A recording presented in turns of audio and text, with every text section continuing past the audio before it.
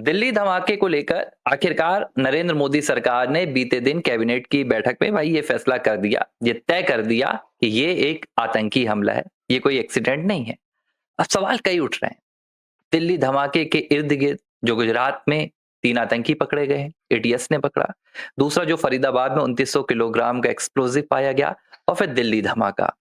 तीनों घटनाओं का आपस में लिंक जुड़ रहा है। कई आतंकियों को अब तक गिरफ्तार भी किया गया है। इस पर अब जो दूसरी सियासत हो रही है, वो भी शुरू हो गई है। लोग गुनहगार भी इन्हें बता रहे हैं, कुछ इन्हें बता रहे हैं कि नहीं भाई इनोसेंट भी है, ये बेकसूर हैं, जुल्म ना किया जाए। अब इसमें जो एक सबसे बड़ा सवाल आ रहा है, मैं सीधे उसी पर चर्चा करूँगा और आपसे भी जानूँगा। डॉक्टर्स की टीम जी। पकड़ी जा रही है और भारत में ऐसा पहली बार हालाँकि नहीं हुआ है, इससे पहले भी कुछ ऐसे आतंकी पकड़े गए हैं जो काफ़ी हाइली एजुकेटेड थे।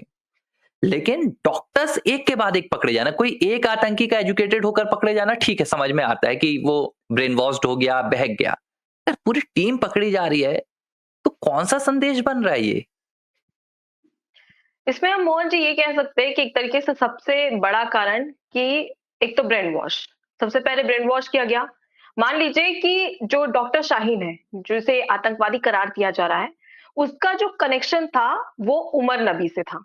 मतलब कि ये एक-दूसरे को जानते थे। तो यानी कि ये संपर्क बढ़ता गया। और इसमें ऐसा नहीं है जो 12 लोग गिरफ्तार किए गए, इसमें सब 12 के 12 डॉक्टर्स हैं, ऐसा नहीं है। 6 डॉक्टर्स हैं और 6 अन्य लोग हैं, यानी कि प्रोफेसर्स भी हैं और अन्य महिला सदस्य हैं, वो भी इसमें शामिल हैं।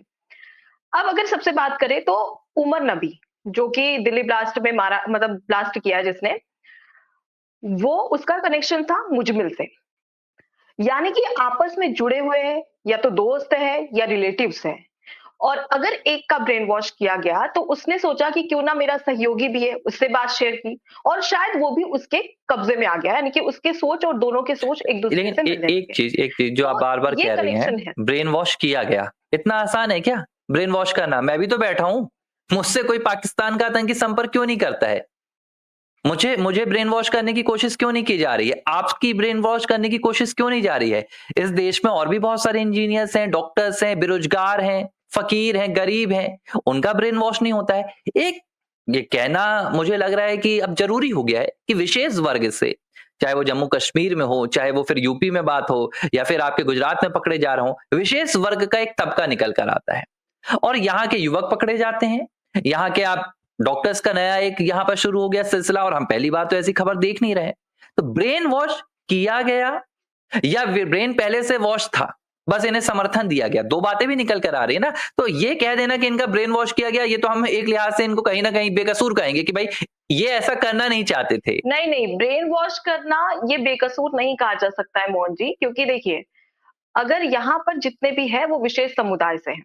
12 लोग जो गिरफ्तार किए गए सभी विशेष समुदाय से हैं और इसी को सबसे बड़ा मुद्दा बनाया गया है। भारत में हम खुद ही जानते हैं कि धर्म की राजनीति, मजहबी राजनीति किस तरीके से होती है और ये सबसे ईज़ी टारगेट होता है आतंकवादियों का। जैश-ए-मोहम्मद और लश्कर-ए-तैयबा, ये पाकिस्तान के आतंकवादी संगठन हैं, जो इसका फ़ायदा उठाते हैं।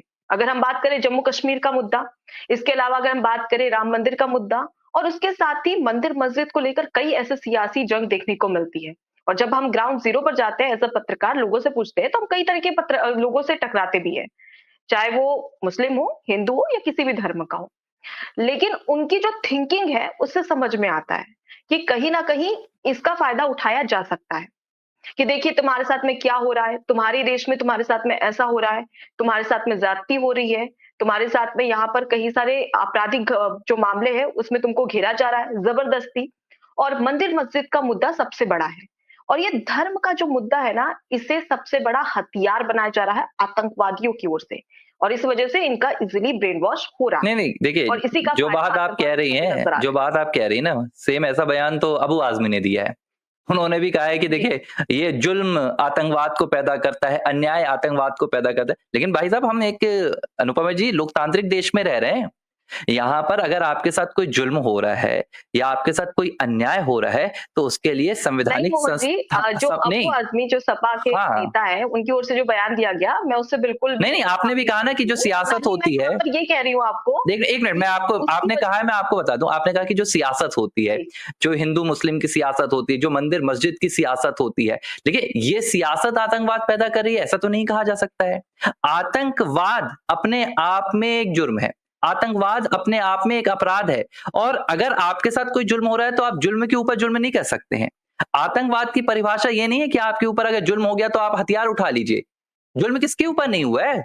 जुल्म तो इस देश में किसी के ऊपर भी हो जाता है। हमारे देश में कितने ऐसे उदाहरण हैं। अगर मैं 75 की बात करूं, इस देश में इमरजेंसी लाद दी गई, सैकड़ों लोगों को जेल के भीतर डाल दिया गया था। ये जुल्म था ना। लेकिन क्या उनमें से कोई एक आतंकवादी बना? नहीं बना।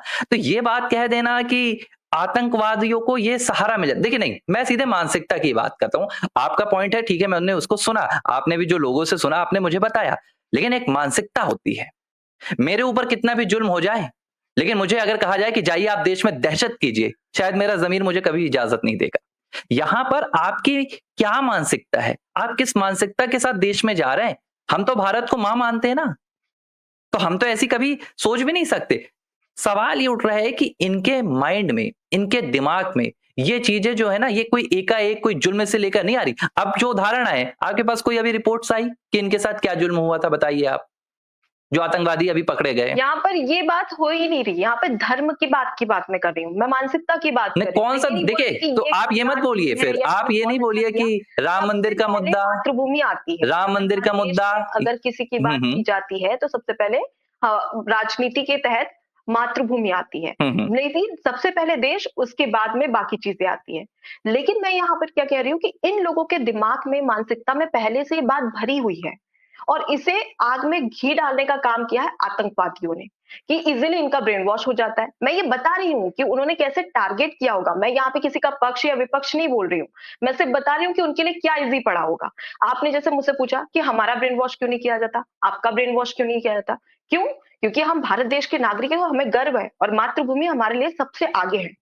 लेकिन कुछ लोग हमारे देश में ऐसे हैं जिनकी सोच, जिनकी मानसिकता थोड़ी-सी गड़बड़ मैं है, आपको इसका और जवाब इसी दे रहा हूँ। गड़बड़ का फ़ायदा उठाते हैं आतंकवादी। अनुपमा जी, मैं ये मैं इसका जवाब आपको दे रहा हूँ। हाल ही में हमने ऐसी बहुत खबरें बनाई हैं, ठीक है? जब आप जी, मातृभूमि को, मातृभूमि को नीचे रखते हो, मज़हब को ऊपर कर देते हैं। जब आपके लिए बिल्कुल। देश का संविधान नहीं, आपके लिए एक पुस्तक या अपनी एक मजहबी उसकी दुकान आपके लिए बड़ी हो जाती है ना, तब ऐसी घटनाएँ आती हैं। इस देश में आज पहली बार नहीं हो रहा है। यहाँ के लोग कह देते हैं कि भाई हमें वंदे मातरम नहीं कहना है। तो आप देखिए ना कि उनकी मानसिकता कैसी चल रही है। देश के प्रति वो सोच क्या रहे हैं? उनके दिमाग में तो वही चल रहा है ना। फिर आतंकियों को तो आपने सही कहा, ऐसे लोग ही चाहिए ना, तो इसी जो, का तो फ़ायदा उठाते हैं बिल्कुल, आतंकवादी। बिल्कुल, आपने फिर सही कहा ना कि आतंकियों को क्या चाहिए? हमें एक ऐसी मानसिकता चाहिए भाई, जो देश को कुछ नहीं मान रहा है, एक मजहब में बिल्कुल जिंदा है, एक मजहब के किताबों के साए में वो जी रहा है। अब जब मजहबी जिहाद, देखिए मजहब कोई बुरा नहीं होता है, मैं तो पूरा समर्थन करूँगा। अगर आप मजहब में ढूँढे ना, तो आपको 10 अच्छाइयाँ मिल जाएँगी। लेकिन जब आप मजहब का गलत इस्तेमाल करते हैं, और यहाँ पर मजहबी मानसिकता की ही बात आ रही है, ये विशेष समुदाय से, देखिए, ये आप और मेरा सवाल नहीं है, आज पूरे देश में इस पर चर्चा हो रही है कि विशेष समुदाय से क्यों निकल कर आ रहा है। मैं आज आपको कोई यहाँ पर दूँगा ना कि देखिए ये हमारी पुराण में ये लिखा है, नहीं लिखा है वैसे, लेकिन उदाहरण दूँगा कि धर्म के नाम पर आपको ये करना है, सनातन के नाम पे आपको करना है, आप नहीं करेंगे। क्योंकि आपको जो ज्ञान मिला है, जो आपकी पीढ़ी दर पीढ़ी मिलता है, जो इस देश की संस्कृति है, जो इस देश का धर्म है, उसने आपको कभी ये नहीं सिखाया कि आपको जुल्म करना है, आपको बेकसूरों की जान लेनी है। लेकिन हाँ, कुछ मौलवी हैं, कुछ मौलाना हैं, जो मजहबी किताबों का एक पूरा सहारा लेकर इस तरह की बातें करते हैं। कोई काफिरों का ज्ञान देगा। जी, अब देखिए ना, ये जितने आतंकी हैं, इन्हें क्या इन्हें बोला जाता है? भाई आप इन्हें बेकसूरों को मारिए, आपको जन्नत मिलेगी।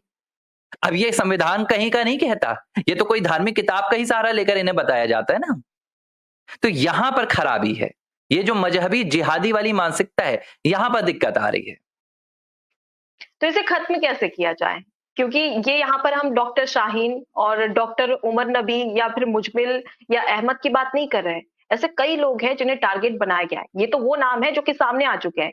लेकिन अब भी हमारे देश में ऐसे कई चेहरे जो छुपे बैठे हैं, और उन्हें बस एक इशारा काफ़ी है कि बस आप यहाँ पर ये कर दीजिए, वो खुद की जान लेने के लिए भी तैयार हो जाएँगे, ताकि ज़्यादा से ज़्यादा आतंकवाद को बढ़ावा दिया जा सके। देखिए। अब हम्म, इसे खत्म कैसे किया? एक ही है, दूसरा कोई रास्ता नहीं है।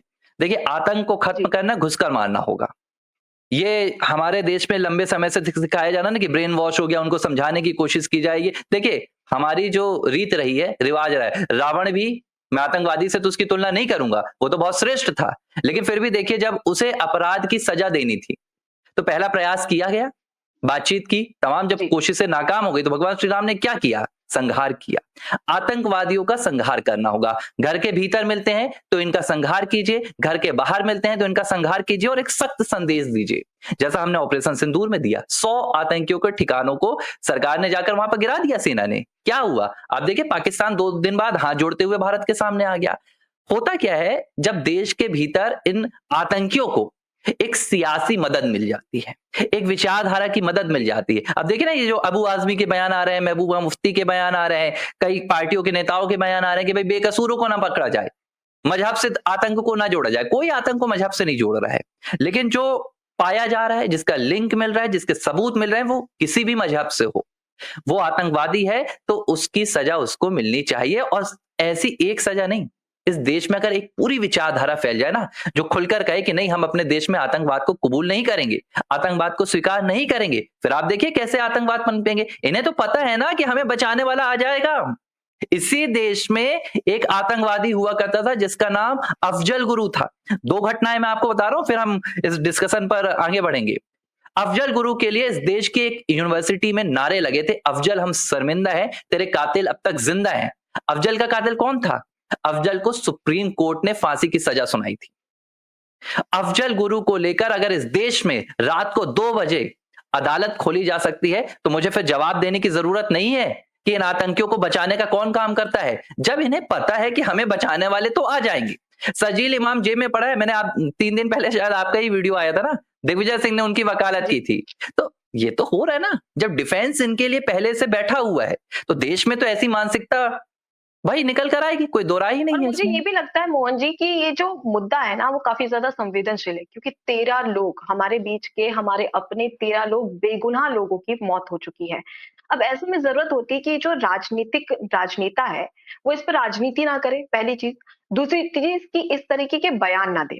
पहले पूरे घटनाक्रम को जानें, अगर इंटेलिजेंस एजेंसियों ने, पुलिस प्रशासन की टीम ने अगर किसी को गिरफ्तार किया है, तो उनके पास सबूत होगा। उन्हें कोई शौक नहीं है कि अपने भारत के लोगों को किसी भी बेगुनाह को आतंकवाद घोषित कर दिया जाए और उसे जेल में डाल दिया जाए। उन्हें कोई शौक नहीं, उन्हें तो बस ये है कि भारत में इस तरीके की घटना ना हो।